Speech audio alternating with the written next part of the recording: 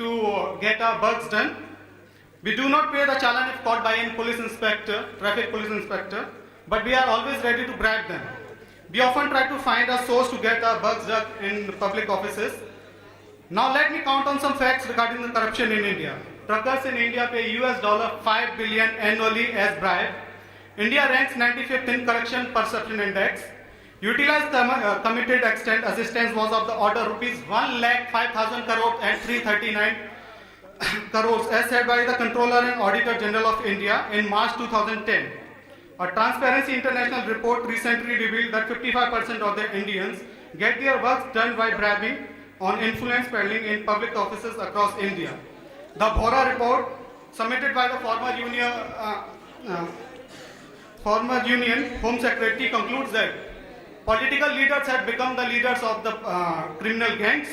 Criminals have been elected as the head of the assemblies that are local, state and members of the parliament. In December 2008, it was found that 120 out of 522 MPs of India were charged with illegal issues. A report from Washington-based Global Financial Integrity estimates that India lost at least $462 billion. Yes, ladies and gentlemen, $462 billion in illicit financial flows. The report also estimates the size of Indian underground economy to be approximate $649 billion by the end of 2008, which is equal to 50% of the nation's GDP. I repeat, which is equal to the 50% of the nation's GDP. Swiss Banking Association SB's recent report indicates that Indian-owned Swiss bank account assets are worth 13 times the country's national debt. I repeat this point once again.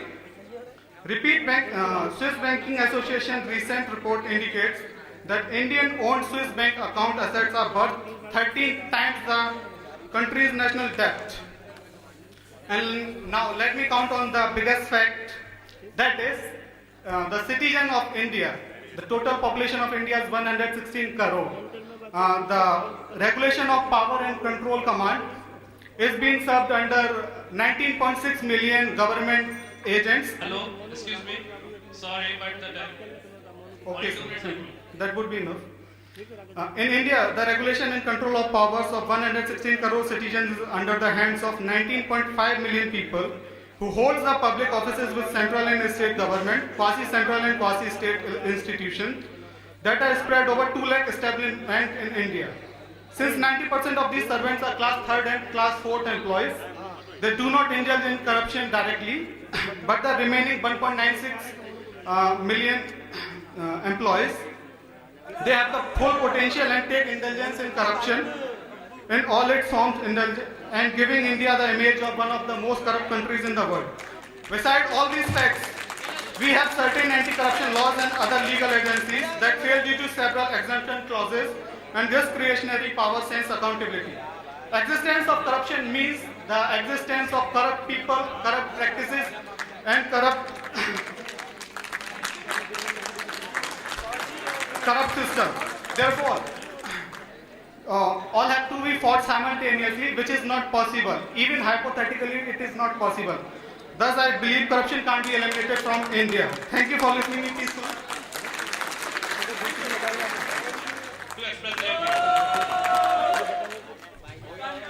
Honorable Director Ma'am, Chief Guests, Faculty, the non-teaching staff, and all my dear friends. Good afternoon to all of you. As you all know, that today we have gathered here to discuss corruption-free India, a dream or reality. I would like to start my debate with, my India is great, but 99 out of 100 are fake.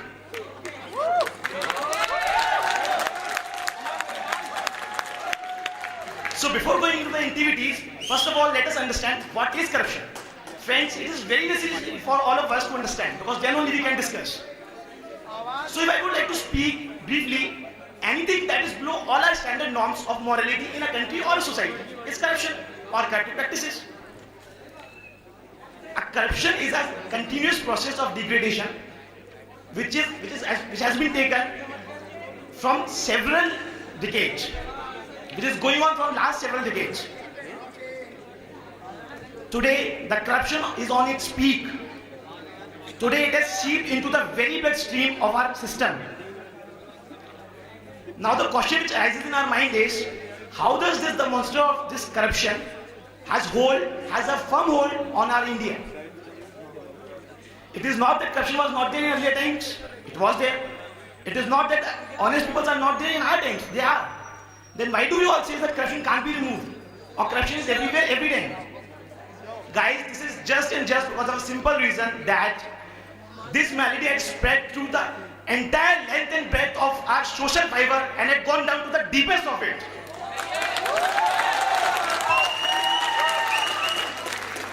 Actually, what's happening is, we are just trying to find out the shortcuts to success. That's the truth. Me, you, everyone are just trying to find the shortcuts to success. The corrupted practices has become our lifestyle to such an extent that we did not feel anything wrong in this. What do you think? Yes, we have to give rights. It's a part of our life. Then how it can be removed? Tell me. On contrary, we have to justify that without doing wrong, we can't exist. When we would start thinking that corruption is must, I would feel that the situation had come to the point that where there is no change is required. This present apathy shows how far the degradation of our values has reached and how low the system has dipped. Now it will be interesting to note and also to specify what is the reason behind this degradation. What was the starting of this degradation? Or who puts the seeds which have now been grown to such poisonous trees? This is the topmost layer of our society. Who are on the top echelons? It is a set of people which have all the powers that will be invested by us only, and the powers have been given to them. And who had given the powers? Yes, it's we only. Only 2 minutes are left. It's okay. Yes, it's we only. I want to ask, where are the political leaders like Pandit Jawaharlal Nehru, Sardar Patel, and above all, our father of nation, Mahatma Gandhi? I want to ask, where is the oldest political party, the Indian National Congress, who fought against the foreign rule, and the present condition is the head of the independent state in Congress is itself a foreigner.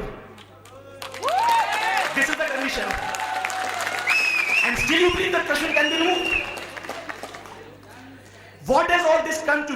What can be the implication of a foreigner as the head of the state seem to be lost to this Congress which worked to oust the foreigners? What a degradation to our values. Have we Indians lost all self-respect that we itself are inviting a foreigner to rule us? The bold truth is that we are so immune to our inner feelings that we don't mind anything. Let them do anything. We will not mind. It's none of our business. That's the bold truth. We are so immune to our inner feelings. Now, due to the shortage of time, I would like to conclude myself with a single thing.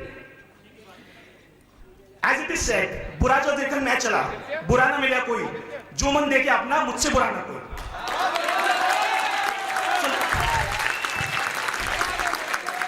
So let us find out in your hearts and let me find out in my heart also. How many of us have our annual parental income less than 1 lakh and still we demand for the scholarships? The scholarships which is given by the government of Uttar Pradesh to the students whose parental income is less than 1 lakh. We all know the answer. I don't think so anything else is required. Thank you very much. Thank you, Naman. And there is no need to say.